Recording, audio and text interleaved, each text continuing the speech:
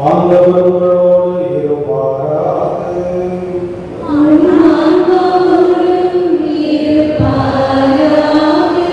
புனித மத்தேயு எழுதிய பரிசுத்த நற்செய்தியிலிருந்து வாசகம்.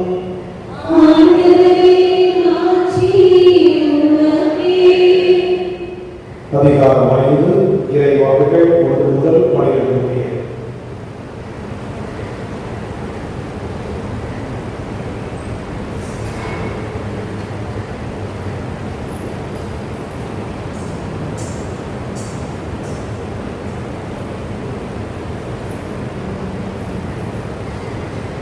இயேசு மக்கள் கூட்டத்தை கண்டு மலை மீது ஏறி அமர அவருடைய சீடர் அவர் அருகே வந்தனர்.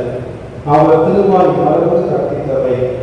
ஏழைகளின் உள்ளத்தோர் பேறு பெற்றோர், ஏனெனில் விண்ணரசு அவர்களுக்கு உரியது. துயருவோர் பேறு பெற்றோர், ஏனெனில் அவர்கள் ஆறுதல் பெறுவர். கனிவுடையோர் பேறு பெற்றோர், ஏனெனில் அவர்கள் நாட்டை உரிமை சொத்தாக்கிக் கொள்வர். நீதி நிலைநாட்டும் வேட்கை கொண்டோர் பேறு பெற்றோர், ஏனெனில் அவர்கள் நிறைவு பெறுவர். இரக்கமுடையோர் பேறு பெற்றோர், ஏனெனில் அவர்கள் இரக்கம் பெறுவர்.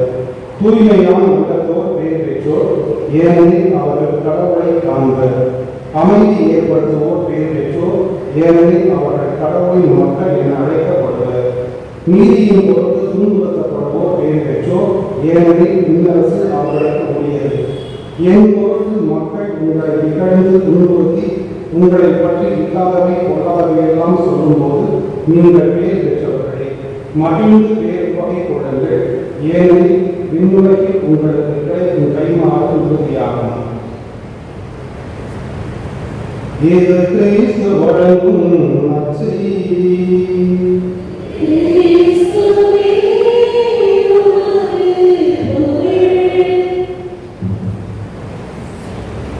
பிரியமான சகோதர சகோதரிகளே, வாழ்விலே ஒருவர் இவ்வாறு கூறினார். ஒருமுறை இந்தியாவில் ஒரே ஒரு கிறிஸ்தவர் மட்டும்தான் இருக்கிறார், அவரும் திருமுழுக்கு வாங்காதவர் என்று சொன்னார். யார் அவர்? ஒரே ஒருத்தர் தான் கிறிஸ்தவர், அவர் திருமுழுக்கு வாங்காதவர். அவர்தான் காந்தியடிகள். காந்தியடிகள் கிறிஸ்தவை திருமுழுக்கு பெறாவிட்டாலும் கிறிஸ்துவினுடைய மதிப்பீடுகளை வாழ்ந்தவர். அவருக்கு பிடித்த இந்த இன்றைய வாசகம் தான் அவருக்கு பிடித்த அந்த மலை பொழிவு. ஆண்டவருடைய மலை பொழிவு ஆண்டவருக்கு காந்தியடிகளுக்கு பிடித்தமான ஒன்று. எனவே இந்த மலை பொழிவுடைய அந்த மதிப்பீடுகளை போதனையை அவர் வாழ்ந்தவர். எனவேதான் ஆங்கிலேயர் வாழ கொடுக்கிறார். இவர் தான் உண்மையான கிறிஸ்தவர். திருமுழுக்கு வாங்காவிட்டாலும் அவர் கிறிஸ்தவராகவே வாழ்ந்தார். அதே காந்தியடிகள் தான் சொல்வது நமக்கு நினைவு இருக்கும். எனக்கு கிறிஸ்துவை பிடிக்கும், கிறிஸ்தவர்களை பிடிக்காது. ஏன் கிறிஸ்தவர்களை பிடிக்காது? அவர்கள் பெயருக்கு தான் கிறிஸ்தவர்கள், வாழ்க்கையில் கிறிஸ்தவர் அல்லாதவர்கள், கிறிஸ்துவை மதிப்பீடுகளுக்கு மாறாக வாழ்ந்தவர்கள். காந்தியடிகள் அவருடைய அந்த மதிப்பீடுகள், அகிம்சை, அவருடைய அந்த அகிம்சை போராட்டத்திற்கு இந்த மலைப்பொழிவு தான் மிகவும் உதவியாக இருப்பதாக கூறுகிறார். இப்படிப்பட்ட இந்த மலைப்பொழிவில் ஆண்டவர் வித்தியாசமான பேர் பெற்றவர்கள் என்று கூறுகிறார். இந்த உலகம் எதை பேர் பெற்றவர் என்று சொல்கிறது? உலகத்தினுடைய பார்வையிலே யார் பேர் பெற்றவர்கள்? பேர் பெற்றவர்கள் சொன்னால் மகிழ்ச்சியோடு இருப்பவர்கள், பாக்கியமான்கள், அல்லது கொடுத்து வச்சோம் கொடுத்து வச்சேன் என்றெல்லாம் சொல்கிறார்கள் என்றால் அவர்களெல்லாம் பேர் பெற்றவர்கள். இந்த உலகத்துடைய பார்வையிலே யாரெல்லாம் பேர் பெற்றவர்கள்? யாருக்கெல்லாம் பணம் இருக்கிறதோ அவங்க பேர் பெற்றவர்கள். யாருக்கெல்லாம் பதவி இருக்கிறதோ, அந்த அதிகாரம் இருக்கிறதோ அவெல்லாம் கொடுத்து வச்சோம். யாருக்கெல்லாம் புகழ் இருக்கிறதோ அவர்களெல்லாம் கொடுத்து வச்சவர்கள் அல்லது பேர் பெற்றவர்கள் என்று இந்த உலகம் கருதுகிறது. ஆனால் தலை கீழாக ஆண்டவர் யாரையெல்லாம் பேர் பெற்றவர்கள் சொல்கிறார்? ஏழைகளின் உள்ளத்தை கொண்டவர்கள் தான் பேர் பெற்றவர்கள். இந்த ஏழைகளின் உள்ளம் கொண்டவர்கள் யார்? பழைய ஏற்பாட்டிலே அனாமீம் என்ற சொல் பயன்படுத்தப்படுகிறது. அனாமீம் என்றால் கடவுளுடைய பாதுகாப்பை, பராமரிப்பை நம்பி வாழ்பவர்கள். அவர்கள் ஏழைகள் தான், அன்றாடம் காய்ச்சல் சொல்லுவோமே, அன்றாடம் உழைத்துதான் இருப்பார்கள். நாளைக்கு தங்களுக்கு ஏதாவது கிடைக்குமா என்று தெரியாது. உழைத்துத்தான் அவர்கள் உண்ண வேண்டும். இருந்தாலும் கூட கடவுள் வழியிறப்பா, கடவுள் என்னுடைய கண்களை திறப்பார். எந்த விதத்திலும் நம்பிக்கை குறையாதவர்கள், கடவுள் மீது நம்பிக்கை வைத்து வாழக்கூடியவர்கள்.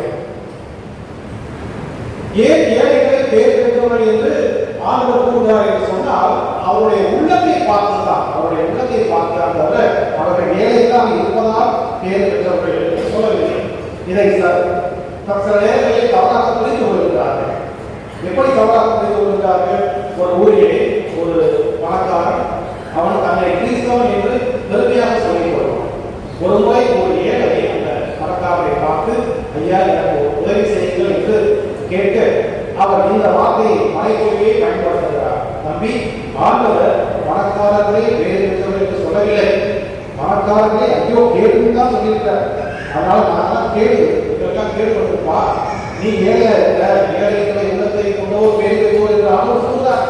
அதனால நீ ஏழையாக இருக்கிறதா, நீ பேர் பெற்றா என்றால் நீ ஏழையாகவே இரு, அது உனக்கு பெரிய ஒரு பாக்கியம், அந்த பாக்கியம் எனக்கு கொடுத்து வைப்பீர்கள் என்று சொல்லி சொல்ல, அதே ஏழை உதவி கேட்டவர் சொல்கிறார், அதே ஆண்டவர் தான் இந்த மலைப்பொழியை சொல்லியிருக்கிறார், இரக்கமுடையோர் பேர் பெற்றோர், இரக்கமுடையோர் பேர் பெற்றோர். அப்படி என்றால் நீங்கள் எனக்கு உதவி செய்கின்ற போது நான் மட்டும் பேர் பெற்றதல்ல, நீங்களும் பேர் பெற்றோர், ஏனெனில் ஆண்டவர் உங்களுக்கு இரக்கம் காட்டுவார் என்று சொல்ல அவர் உண்மை உணர்ந்து கொள்கிறார்.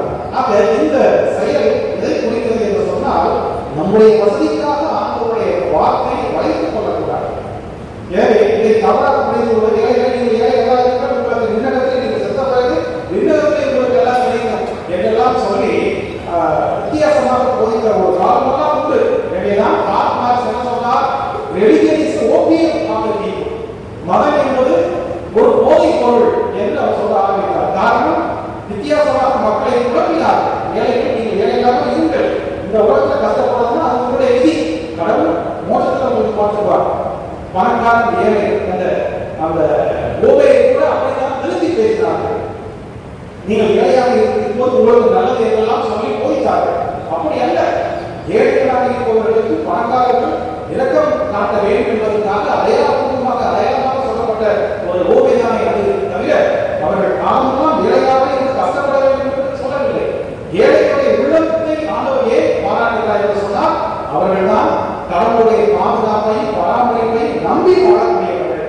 அவர்கள் தான் கடவுள் மீது அதிகமாக வைத்திருக்கிற நம்பிக்கையை கலந்து போகவே மாட்டார்கள். தங்களுக்கு நாளைக்கு என்ன நடக்கும் என்று தெரியாது, இருந்தாலும் கடவுள் என்னை பார்த்துக் கொள்வார், கடவுள் என்னோடு இருக்கிறார், எனக்கு என்னிடம் இருப்பதெல்லாம் கடவுள் கொடுத்ததுதான், எனவே கடவுள் கண்டிப்பாக என்னை ஒருபோது கைவிட மாட்டார் என்று கடவுளுடைய பாதுகாப்பிலும் பராமரிப்பிலும் அதிகமாக நம்பிக்கை வைத்து வாழ்ந்தவர்கள்தான் ஆதி என்று சொல்லக்கூடிய அந்த கடவுளை நம்பி வாழக்கூடிய மக்கள். இவர்களுக்கு தான் பசியோடு இருப்பவர்களுக்கு உதவி செய்ய வேண்டும் என்ற எண்ணம் வரும். இவர்கள் பசி என்றால் இவர்களுக்கு என்ன தெரியும். எனவே அனுபவத்திலே பசி எந்த அளவுக்கு வருத்தம் தருவது என்பதை உணர்ந்ததனால் பசித்தவர்களுக்கு உதவி செய்யக்கூடிய தங்கள் இல்லாவிட்டாலும் கூட இருப்பது கொஞ்சமாக கொடுத்து உதவ வேண்டும் என்ற இறக்க குணம் அந்த ஏழைகளுக்கு தான் இருக்கும் என்பதற்காக தான் ஏழைகளை நீங்கள் பேர் பெற்றவர்கள், ஏழையின் உள்ளத்தை கொண்டோ பேர் பெற்றவர் என்று என்னுடைய மலைப்பொழிலே முதல் பேர் பெற்றவரை அவர் குறிப்பிடுகிறார். ஆக நாம் எல்லாம் அந்த இருப்பதெல்லாம் கடவுள் கொடுத்தது.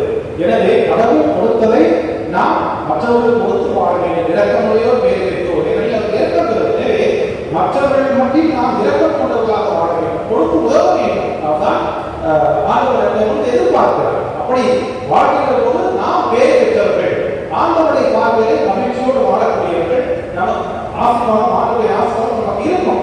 அடுத்ததாக துயருவோர் பேர் பெற்றோர். துயருவோர் பேர் பெற்றோர் என்று சொன்னால், நாம் இந்த வாழ்க்கையிலே கஷ்டப்பட்டு கூட இருந்தால் நாம் பேர் பெற்றோர் என்று எடுத்துக்கொள்ளக்கூடாது.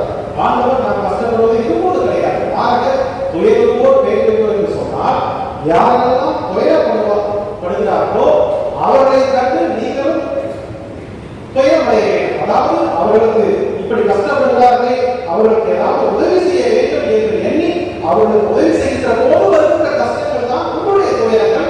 அப்படி துயரப்படுகின்ற நீங்கள் பேர் பெற்றவர்கள் என்று ஆண்டவர் குறிப்பிடுகிறார். அதே போல நீதியின்பால் பசிதாக உள்ளோர் பேர் பெற்றோர். எங்கெல்லாம் நீதி அநீதி நடக்கிறதோ நாம் கண்களை மூடிக்கொண்டு போய்விடாமல் அந்த அநீதியை தட்டி கேட்டு அங்கே நீதியை நிலைநாட நாம் முன்வர வேண்டும்.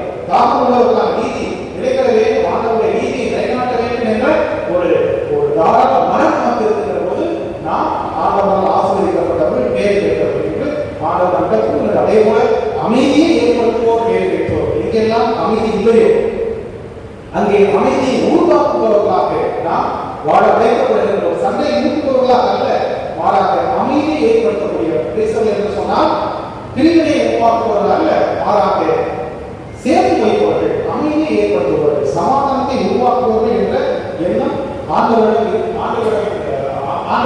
எதிர்பார்க்கிறார். எனவே அமைதியை நிலையாட்டுகின்ற போதுதான் நாம் கடவுளின் மக்களாக இருக்கின்றோம். இவ்வாறு மலைப்பகுதியை எல்லாம் பிரசன் வைத்துவிட்டு ஒரு பங்கு தந்தை போய் கொண்டிருக்கிற போது 2 சிறுவர்கள் சண்டை போட்டுக்கொண்டிருக்கிறார்கள்.